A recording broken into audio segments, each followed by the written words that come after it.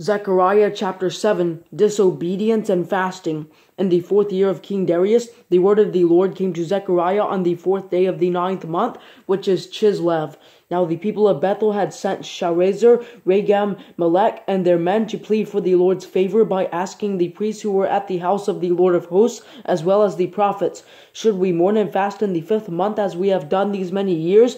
Then the word of the Lord of hosts came to me, "Ask all the people of the land and the priests, when you fasted and lamented in the 5th and in the 7th months for these 70 years, did you really fast for me? When you eat and drink, don't you eat and drink simply for yourselves? Aren't these the words that the Lord proclaimed through the earlier prophets, when Jerusalem was inhabited and secure, along with its surrounding cities, and when the southern region and the Judean foothills were inhabited?" The word of the Lord came to Zechariah.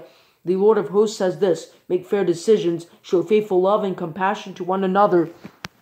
Do not oppress the widow or the fatherless, the foreigner or the poor, and do not plot evil in your hearts against one another." But they refused to pay attention and turned a stubborn shoulder. They closed their ears so they could not hear. They made their hearts like a rock so as not to obey the law or the words that the Lord of hosts has sent by his Spirit through the earlier prophets. Therefore great anger came from the Lord of hosts, just as he had called, and they would not listen. So when they called, I would not listen, says the Lord of hosts. I scattered them with a windstorm over all the nations that had not known them, and the land was left desolate behind them, with no one coming or going. They turned a pleasant land into a desolation.